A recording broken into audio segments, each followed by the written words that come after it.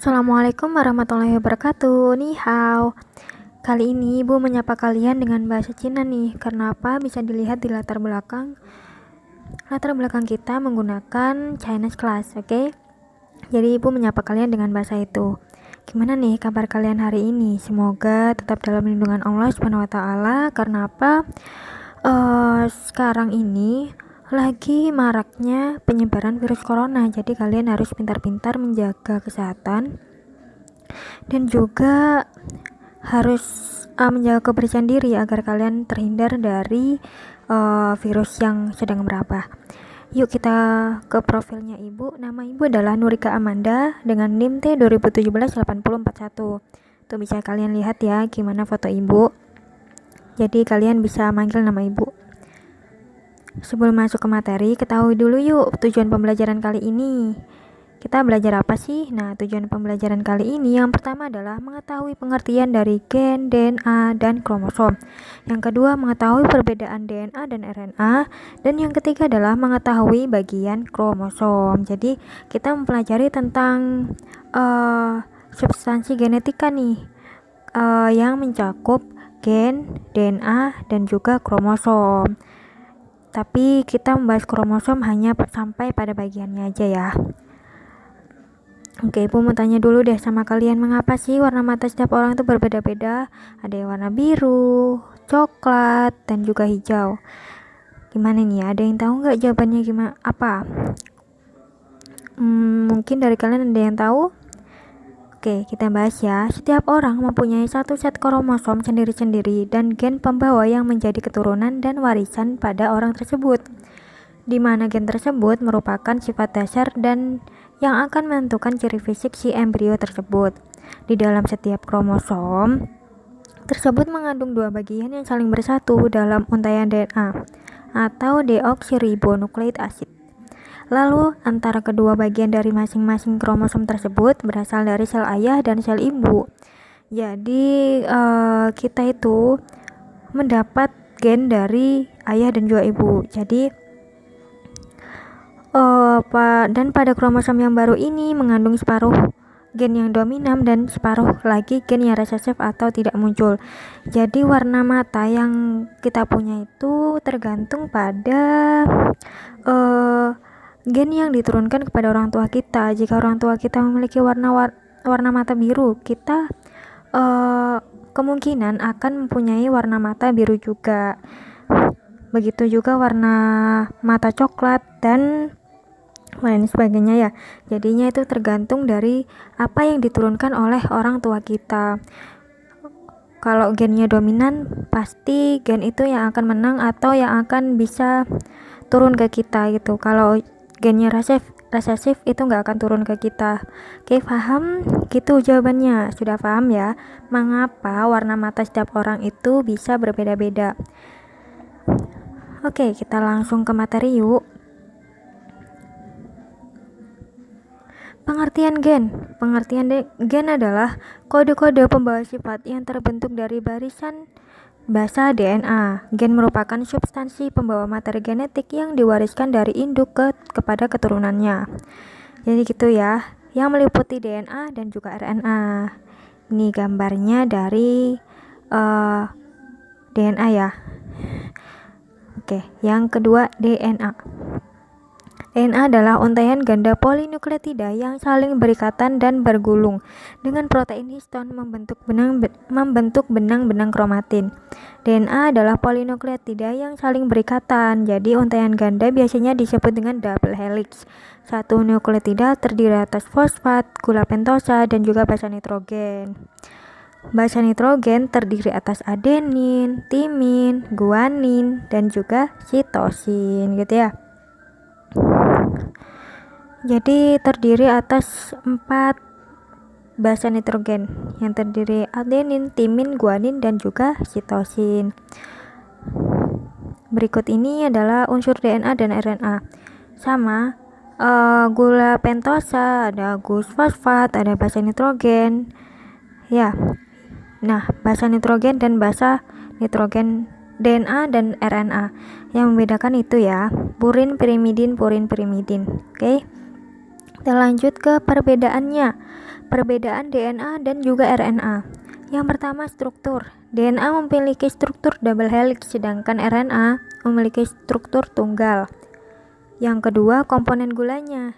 DNA menggunakan komponen gula deoksiribosa, sedangkan RNA ribosa. Basa nitrogen menggunakan AGTC atau adenin, guanin, timin, dan sitosin, sedangkan RNA menggunakan adenin, guanin, urasil, dan juga sitosin. Jadi yang membedakan itu kalau di basa nitrogen DNA itu timin, kalau yang RNA itu urasil gitu ya. Letaknya DNA terletak di inti mitokondria dan kloroplas.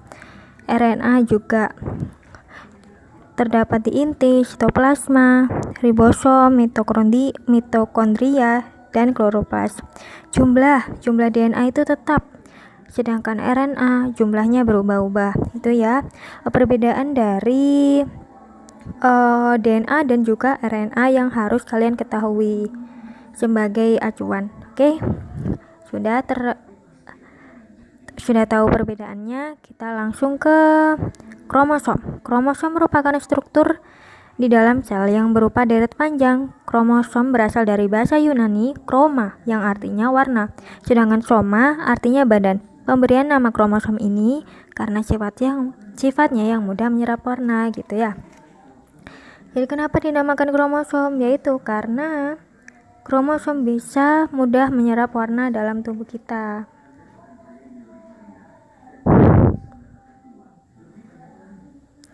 Oke, bagian-bagian kromosom. Yang pertama adalah sentromer. Sentromer ini berbentuk bulat yang merupakan pusat dari kromosom. Sentromer merupakan bagian kromosom yang membagi kromosom menjadi dua bagian. Pada saat pembelahan sel, sentromer merupakan tempat melekatnya benang-benang gelondong yang disebut spindle, gitu ya. Jadi sentromer itu letaknya di tengah-tengah kromosom. Nih, yang kedua adalah kinetokor. Kinetokor adalah kompleks protein yang terdapat pada daerah sentromer, disebut kinetokor. Kinetokor mengikat mikrotubulus pada berkas gelondong dan berfungsi mendistribusikan kromosom saat sel membelah. Itu ya. Ya, yang ketiga adalah lengan. Kromosom memiliki dua lengan. Kedua lengan kromosom dalam berbentuk simetris dan asimetris. Ada kromosom yang kedua lengannya terentang pada garis lurus, tetapi ada juga kromosom yang lengannya membentuk sudut sesamanya. Kan ada ya bentuk-bentuk dari kromosom itu kan ada banyak, jadi gitu. Oke, ini adalah gambar dari kromosom, itu bisa kalian lihat lengan kromosom itu seperti apa. Sentromer itu terletak di tengah, terus kromatid gitu ya. Oke, gimana sih pembentukan kromosom itu? Pasti kalian juga bertanya-tanya nih, gimana sih pembentukannya? Nah, DNA itu kan panjang banget di tubuh kita. Lalu kalau DNA dipadetin dengan cara berikatan dengan protein histon, tuh ada protein histon. Terus setelah itu protein histon ini merupakan protein serat kromatin di mana nanti sifatnya akan menggulung DNA. DNA digulung menjadi lebih rapat sehingga tidak panjang banget, jadi rapat gitu, yaitu dipadatkan dengan digulung. Protein histon ini fungsinya yaitu merapatkan gitu ya. DNA dan protein akan bergabung membentuk struktur-struktur gulungan. Kemudian nanti histon dan DNA ini akan membentuk struktur anyaman atau manik-manik. Nah, anyaman ini disebut atau dinamakan nukleosom nih. Nukleosom akan berputar kembali seperti mengalami turbulensi dan menjadi lebih rapat lagi dan lebih padat lagi, dan dia akan menyusun atau membentuk suatu bagian di dalam kromosom. Nah, kromosom terdiri dari dua pasang kromatid, di mana di bagian tengah terdapat sentromer. Secara simpelnya, dalam kromosom terdapat banyak DNA gitu ya. Agar lebih paham, yuk dengarkan video ini ya.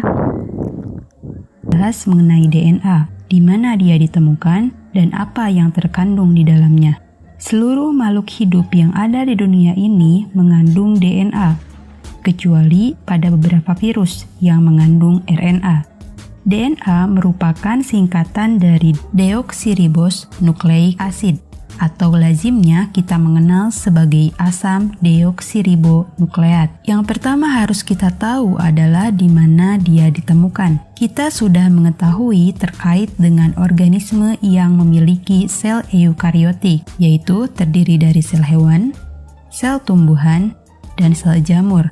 Pada sel eukariotik, kita akan menemukan nukleus yang terletak di bagian dalam. Di dalam nukleus terdapat kromosom yang berbentuk X dan selalu berpasangan. Dan pada setiap organisme memiliki jumlah kromosom yang berbeda. Pada manusia, jumlahnya ada 23 pasang kromosom, pada tikus ada 20 pasang kromosom, dan pada lalat buah hanya ada 4 pasang kromosom saja. Nah, DNA ini ditemukan pada kromosom.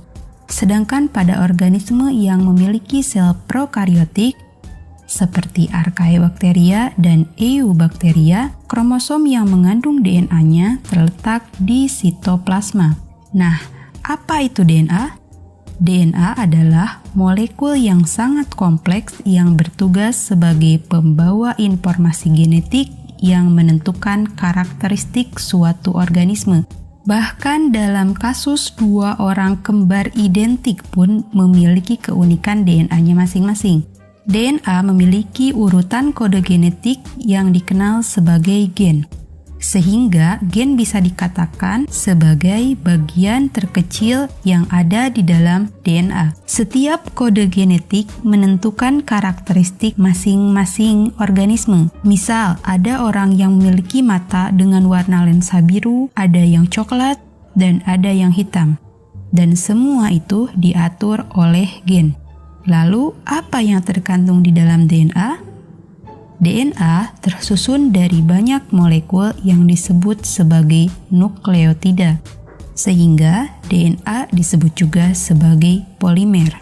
Setiap satu nukleotida terdiri dari fosfat, gula deoksiribosa, dan basa nitrogen. Jika nukleotida tanpa gugus fosfat, maka disebut sebagai nukleosida. Pada DNA ada 4 basa nitrogen yang terdiri dari adenin, timin, sitosin, dan guanin. Yang perlu diingat, adenin akan selalu berpasangan dengan timin, sedangkan sitosin akan selalu berpasangan dengan guanin dan akan dipasangkan oleh ikatan hidrogen. Karena DNA ini bentuknya berpilin atau memutar, maka disebut sebagai double helix. Nah, setelah penjelasan yang telah Ibu paparkan, yuk kerjakan kuis yuk. Kan tadi udah disediakan videonya juga. Nah, kuis yang pertama, jelaskan gen menurut bahasa Anda sendiri. Jadi, menurut kalian itu gen itu seperti apa sih gitu ya. Nomor 2, sebutkan penyusunan basa nitrogen, purin, dan pirimidin. Yang ketiga, apa perbedaan DNA dan RNA? Yang keempat, apa yang dimaksud dengan kromosom? Yang kelima, ada berapakah kromosom dalam tubuh manusia? Gitu ya. Selesai sudah penjelasan Ibu mengenai bab gen, DNA, dan kromosom. Semoga kalian bisa paham dan jelas ya. Dan bisa bermanfaat. Oke, Ibu akhiri. Wassalamualaikum warahmatullahi wabarakatuh.